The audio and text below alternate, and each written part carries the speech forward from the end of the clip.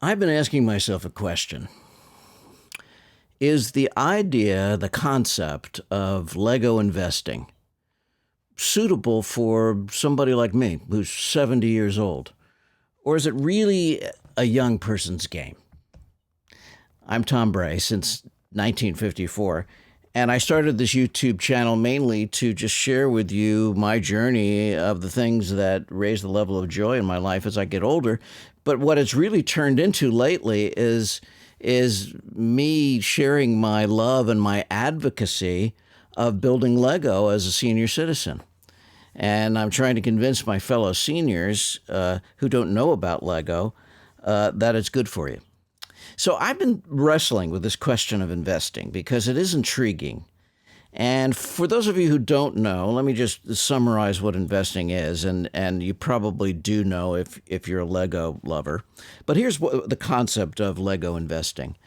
In Lego investing, you buy Lego, usually at a discount, 50% off, say. You wait for the sales, and then you hold the sets for quite a while, and you may have to hold them for years, and then you resell them for a profit.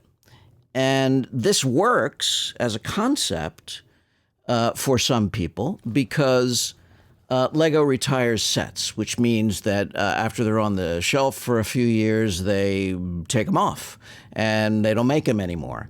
And so that set becomes something that has a false scarcity to it because, they could always start making it, but they don't. And so what you have is then a set that maybe some collectors want, especially if it's in a series, like, say, for example, Star Wars, and there are Star Wars collectors who are completionists who have to have everything Star Wars.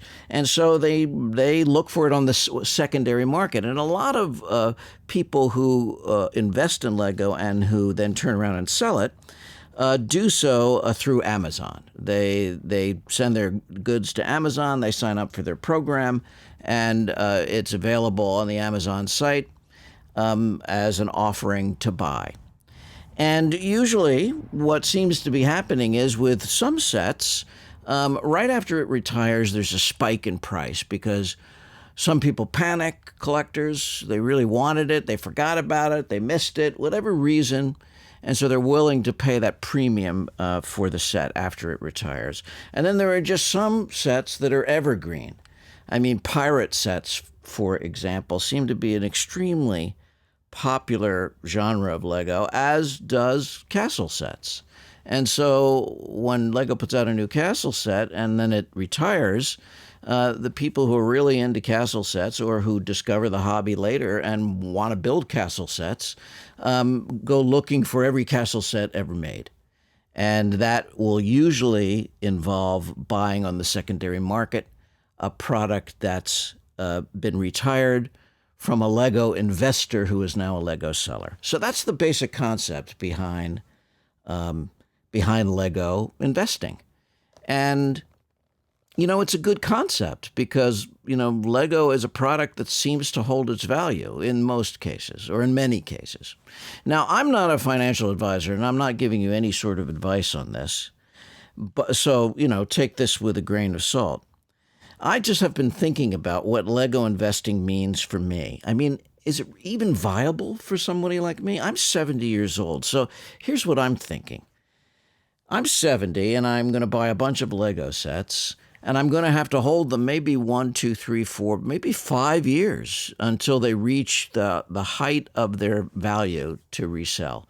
And then I'm going to have all the hassle of sending them to either selling them direct and go through all of that, or have the hassle of sending them into Amazon and basically running a business like that. And my question is do I really want to do that? And the answer is no. No, I don't really want to do that. At 70, no. If I were 50, yeah, the idea is really intriguing. And if I were 50, I probably would jump on the bandwagon. But before you say, well, then why are you making this video? I want to posit this idea that there is a certain kind of Lego investing that's appropriate for somebody like me. that's a grandparent. And that is Lego investing for our grandchildren. And let me tell you my thinking behind this. So some of you may know, if you've been following my channel, that I have a brand new granddaughter, and I'm very excited about it. This old Grandpappy Bricks is very excited that I have a granddaughter, and I'm hoping that someday, when she's old enough, she will enjoy playing first with Duplo and then with Lego. And so, being the Lego fanatic that I am, I've already started buying Duplo sets for her when I see them go on sale, because I know that within a year and a half, when she's 1.5, there are some sets that are rated for play to a 1.5-year-old toddler, as well as some sets for a 2-year-old. And then you start moving into the 4+ Lego sets. So I'm already doing what I'm going to call grandparent Lego investing. I'm putting away sets for my grandchildren. I only have one right now, so that's a hint if anybody's listening that happens to be one of my kids.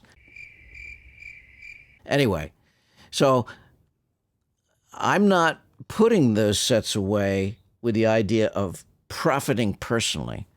I'm putting sets away with the idea of having really cool sets that will be retired, that my granddaughter will really enjoy playing with, that will still have some value, because there is value even to used sets, to some used sets. I mean, if you look at castle sets from the 1980s and 90s, they still have a value, even though they're used. If all the pieces are there, they have a value. So in theory, she could play with her Lego for 15 years, hold it in a box for another 5, and have a 20-year-old used set that has value. So I am a senior grandparent Lego investor, and I've set down kind of some ground rules for me in my Lego investing as a senior. And I thought you might be interested in hearing them and maybe adding some of your own in the comments. So here's the first ground rule. I first buy sets that are of interest to me, that I'm going to really enjoy building, because after all, I'm the one building them right now. But I'm also buying, the second criteria is I'm also buying with an eye to what I think I will enjoy, but what my granddaughter will enjoy when the time comes that she may get interested in building Lego. And I'll give you an example of what I mean. My kids loved Harry Potter. That franchise was gangbusters for them. They read every single book, probably multiple times. All, what is it, 8 books? I read the first 2 to them because they couldn't read. But they probably went through all 8 of those books multiple times. Even as adults, they occasionally still reread one of those. So, and of course, they watch all the movies. So we're talking about a franchise that's evergreen because, kids read. And those books are now classics. They're classics of kids' literature. And so the chances are good that since my daughter grew up being obsessed with Harry Potter, and this is her child and my grandchild, that Harry Potter will be introduced to her at some point in her young life. As soon as she's old enough that she can understand the books, I imagine my daughter will read her one, and I imagine if I'm around, I'll be reading her one. Like Peter Falk read his grandson Princess Bride, in the movie. This old grandpa coming in reading a book to his grandson. So, but even if I'm not here, Harry Potter is going to be part of my granddaughter's life. And so it makes sense to me that there would be value in Harry Potter sets. So Lego investing for Grandpappy here consists of buying Harry Potter sets that I think my granddaughter will enjoy putting together. Here are just a few of the kind of sets that I have in mind, that I have my eye on, that I'm going to be looking for a sale to pick up on. Now, the other area that I'm Lego investing as a grandparent in is, I already mentioned Duplo, but is Jurassic Park. Because what kid does not love dinosaurs? I mean, that's just a no-brainer. So I'm particularly interested in the 4+ sets from the Jurassic World theme that are just fun to build. I can build them in an afternoon, but would certainly be appropriate for my young granddaughter when the time comes, as well as the more complicated Jurassic Park sets as they come out. So if you look at the big movie franchises like Star Wars, the same holds true with that.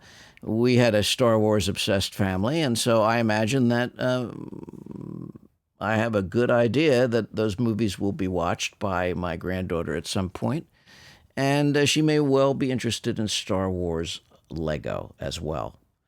The same goes with the archetypal Marvel characters like Spider-Man. When I see a Spider-Man something, or when I see a Batman something, that's on the possible Lego grandparent investment list for me.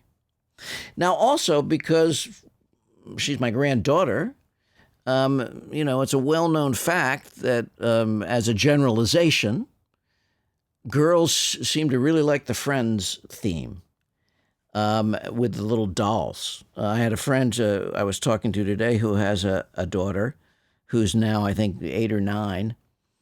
And she said it's all about the dolls. She just loves these Lego dolls. And I know that to a lot of adult collectors, they hate the dolls.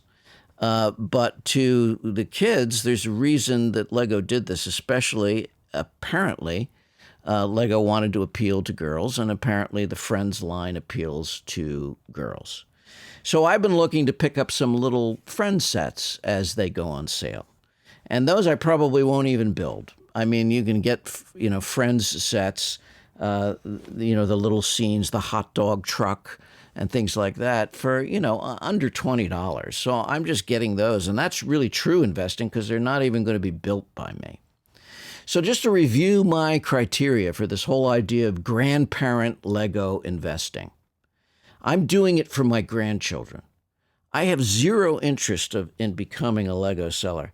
Now, that doesn't mean that you can't become a Lego investor and sell. In fact, a lot of people are doing that. There's a lot of YouTube videos on how to do it. And I would argue if you're younger, you should consider it. Why not? If you've done all your research on it and it makes sense for you and it pencils out for your finances. And you're willing to take the risks, because it is a risk. What if you buy a bunch of sets and nobody wants them? Now, I was raised on The Wizard of Oz. And by the way, Lego's coming out with the Wicked series, which I'm really jazzed about. That's what I'm going to buy, and I'm going to build that because I'm excited about having an Emerald City set. But I introduced my kids to The Wizard of Oz. And so they will introduce their kids to The Wizard of Oz. That's kind of how it works, that kind of passing on of culture. And so I think with that in mind, Lego investing as a grandparent makes all the sense in the world. And so I'm doing that. I'm looking at the franchises that I think were important to my kids, that will be important to my grandkids. Harry Potter, Star Wars, Jurassic Park. And I'm also putting away sets that I won't build, but are little sets that I think my granddaughter will really enjoy just building from a fresh box. And especially I'm looking at Duplo at first, because I'm not going to build the Duplo, and also Friends, that line. And there are some sets in the Lego City series too that I think would be really fun. And the Lego Jungle Adventure would also be fun, that I'm looking to buy and pick up and have here for her to eventually build. So that's my thoughts on Lego investing as a grandparent. It is Lego investing. You're investing in the future, but you're investing in the future of Lego for your grandchildren. And that's a really exciting idea for me, and maybe it is for you too. The idea that I can pass on this love of this hobby to my granddaughter and have some things here that are ready to go, so that when she's of age to build, not only will there'll be new stuff that'll just appeal to her that I can't even imagine, but there will be the stuff that I think will be evergreen for her, those movie franchises I talked about. And then, how cool would it be if I don't know, if in 8 years or so, the Friends line was still going and I had sets from 8 years ago that she could open and put together? That'd be the coolest thing in the world. So that's my thoughts. Please leave some comments on your thoughts about this. Is anybody else doing this? I'd really like to know. And as always, if you found this of value or of interest, please like it and consider subscribing to my channel. I'm really having a good time doing this, and I'm not really only doing this because I'm having a good time. And it lets me know that it's of value to you when you leave a comment and subscribe. So I really do appreciate your time. And until next time, this is Tom Bray since 1954. Thank you for watching, and build, baby, build.